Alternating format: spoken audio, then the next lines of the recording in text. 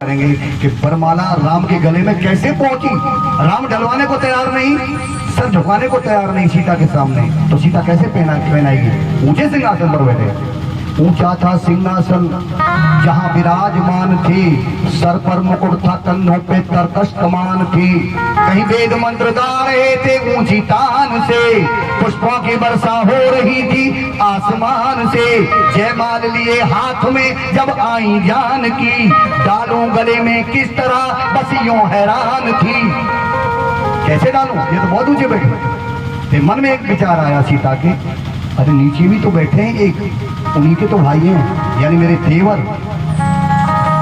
अगर वो नहीं मानते तो हो सकता है देवर बेटे की तरह होता है, देवर से बात करके देखते हो, यही मेरी कोई बात तो मान जाए, मेरी कोई सहायता कर दे देवर। और देवर भी तो ऐसा है जो वास्तव में बेटे की तरह है, बात जो भी कहेगी सबको मानेंगे। लक्ष्मण सीता माँ है, तो मन में विचार किया इनसे बात करती हूँ, पर मुंह से कैसे बोले, राम बैठे सामने, मुंह से कहेंगी तो वो सुन लेंगे। क्या कह रही है मेरे भाई से, कुछ मत कहना लक्ष्मण, इसकी कोई बात मत मानना। अगर मुंह से बोलती तो सीता ने मुंह से नहीं बोला, क्या किया है, कुछ ठिठकी और मन में यो सीता ने विचारा, आंखों ही आंखों में किया लक्ष्मण को इशारा, आंखों से बोली।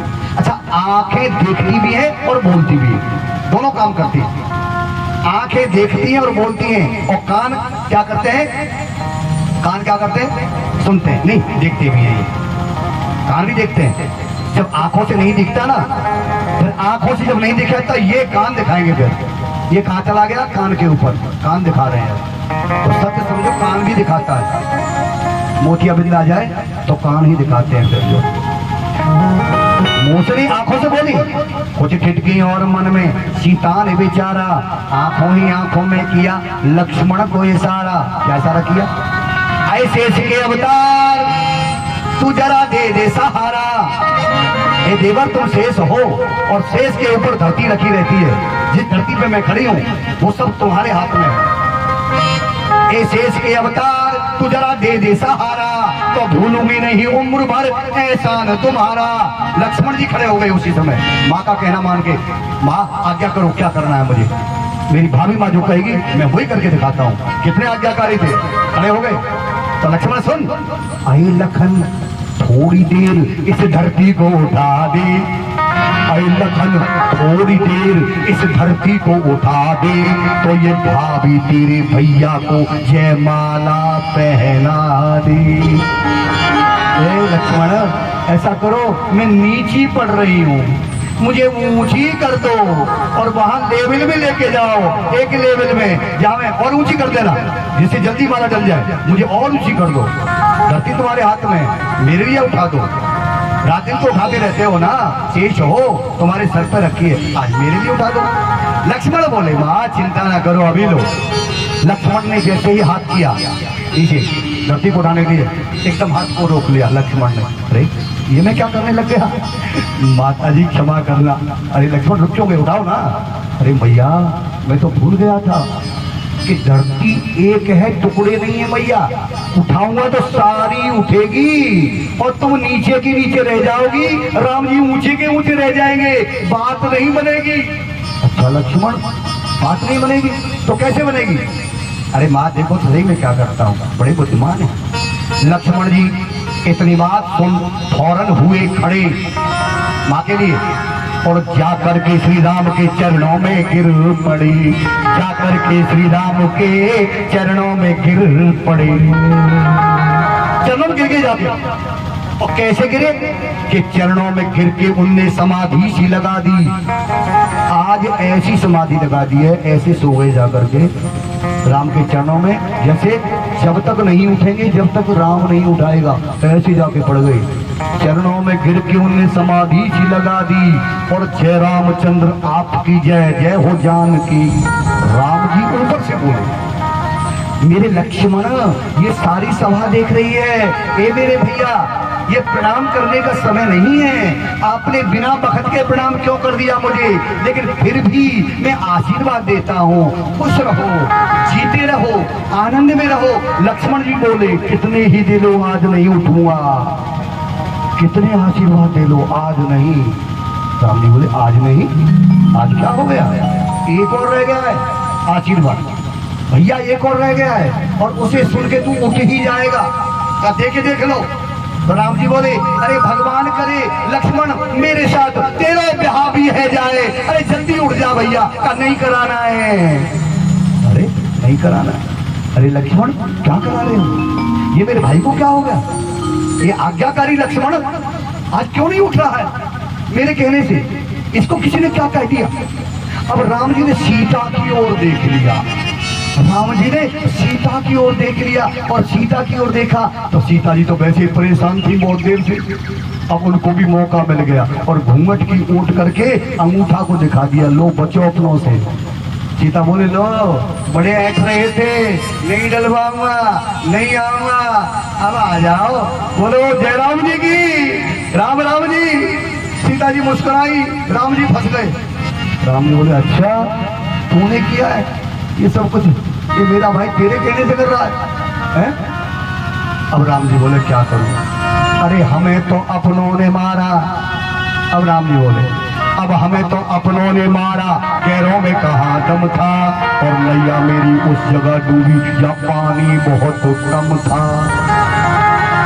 राम जी बोले अब इधर गिरूं तो कुआं और इधर गिरूं तो खाई, और राम जी की जान आफत में आई, आफत में जान आ गई। अगर मैं जाता हूँ लक्ष्मण को उठाने तो तैयार खड़ी है, बिल्कुल वही तैयार खड़ी है वरमाला लेकर, ये हमारा, और नहीं जाता हूँ तो ये सभा वाले तैयार खड़े हैं मेरी बदनामी करने के लिए। कैसा भाई है, वैसे राम बनता है चरणों में पड़ा है, छोटा भाई उठा नहीं सकता उसे, कैसा राम है ये, मर्यादा टूट जाएगी। आज फंस गए। अब राम जी ने सीता को देखा तो राम जी भी थोड़ा समझ गए, मुस्कुराने लगे, अच्छा आज तेरी जीत हो गई, कोई बात नहीं। अब राम जी भी भाप गए, अब राम जी भी भाप गए उन दोनों की बात को, देवर भाभी की बात को जान गए ठाकुर जी। राम जी भी भाप गए उन दोनों की बात को, और सर नीचा कर उठाने लगे लखन भ्रात को। झट से रतन जयमाल जानकी ने डाल दी, झट से रतन जयमाल और जानकी ने डाल दी, जय रामचंद्र आपकी जय जय हो जानकी। ताली बजा दो, वरमाला पढ़िए। हाँ राम जी के गले में, और बिना पैसा के बाजे, पैसा नहीं लग रहा तुम्हारा, जोर बजाओ को, ये हाथ कोई काम नहीं आएंगे। झट से रत्न जयमाल जानकी ने डाल दी, और जय रामचंद्र आपकी जय जय हो जानकी। विवाह हो गया। अब ठाकुर के जन्म का समय आ गया। समय मुझे बार बार टोक रहा है, क्योंकि अगर ऐसे चलता रहा तो 12 बज जाएंगे, मुझे पता नहीं पड़ेगा कब बज गए, इसलिए सावधान होते हुए। रंग बरसे कछु अमृत बरसे और बरसे कस्तूरी, रंग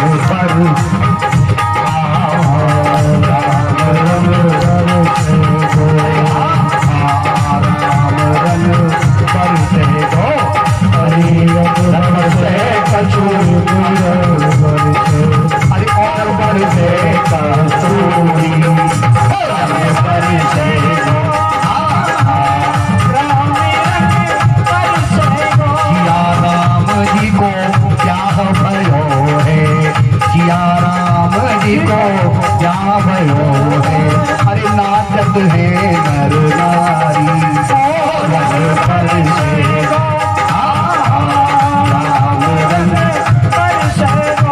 अरे रंग बरसे कछु अमृत बरसे और बरसे कस्तूरी, रंग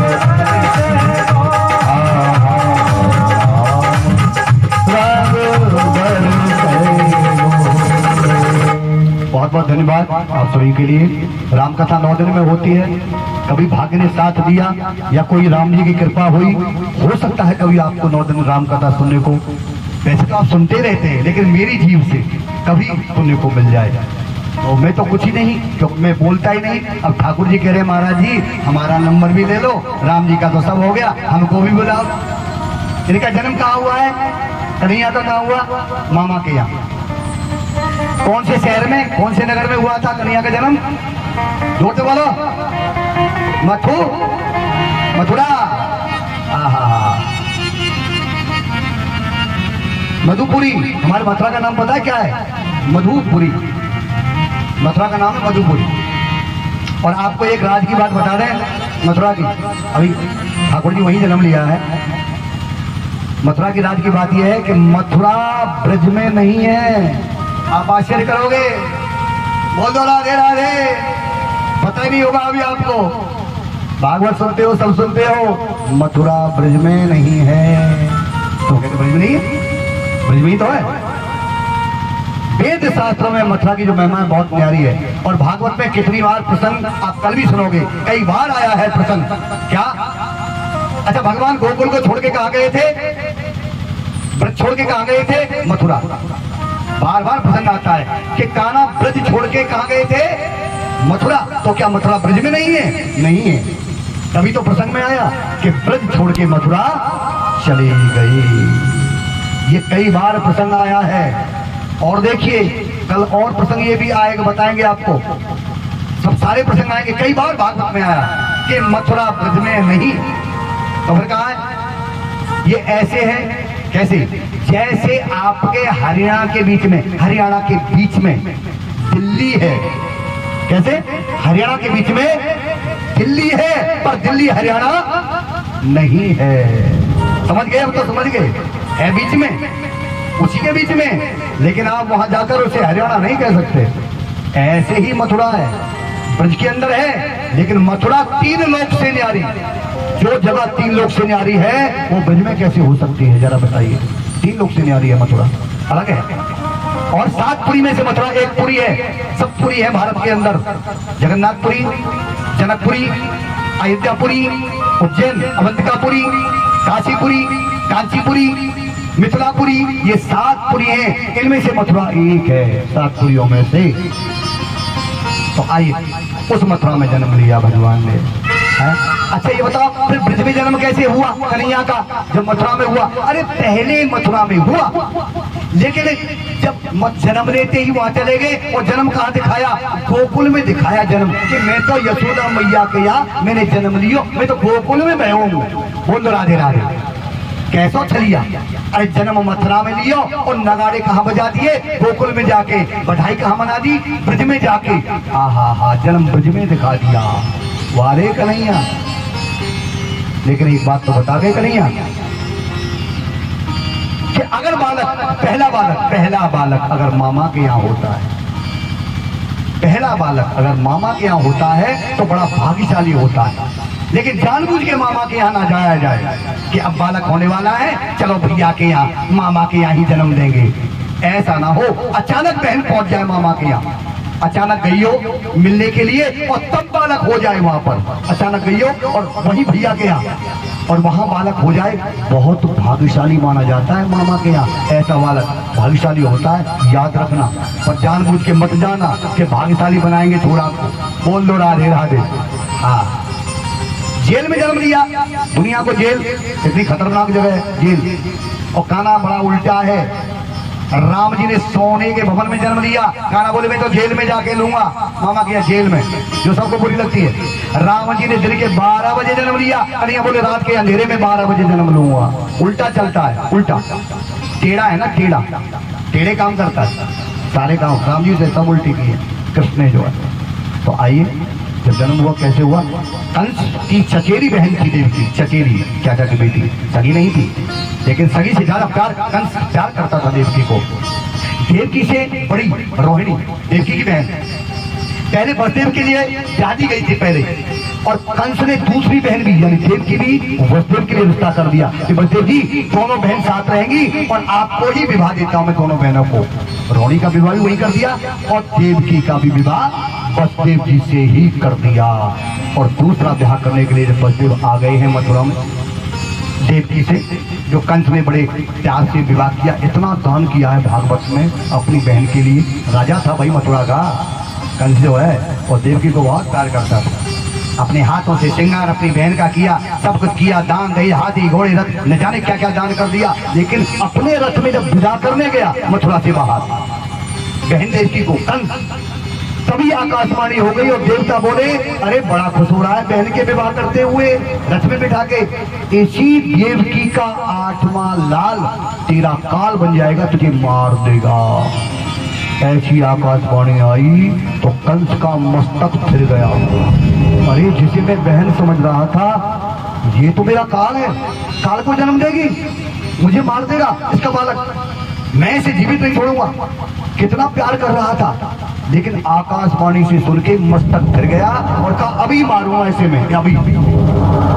रथ से केस पकड़ के नीचे खींच लिया, अपनी बहन को केस पकड़ के, जितना प्यार कर रहा था, आप ही संवारा था, आप ही सजाया, आप दान किया, उसी बहन को नीचे खींच लिया, केस पकड़ के तलवार निकाली और मारना चाहा, वसुदेव ने रोक दिया। ऐसा मत करो, बहन है तुम्हारी और मेरी पत्नी है, ये मेरा धर्म है, इसकी रक्षा करना। मैं लड़ नहीं सकता क्योंकि तुम बलवान बहुत हो, लेकिन मैं कहता हूं कंस, इसे न मारो, ये अबला है, तुम्हारी बहन है और ये तुम्हारी दुश्मन नहीं। इसका 8वां लाल तुम्हारा काल है, 8वां, वो भी मैं वादा करता हूं, मैं वसुदेव हूं, मैं सूरसेन का पुत्र, बटेश्वर का रहने वाला, मैं वसुदेव प्रतिज्ञा करता हूं कि देवकी के गर्भ से जितने बालक होंगे कंस, मैं सब तुझे दे दूंगा, लेकिन देवकी को छोड़ दो। बस कंस मान गया कि मेरा ये जो वसुदेव है ये क्षत्रिय है, और ये जो कह देंगे झूठ नहीं हो सकता।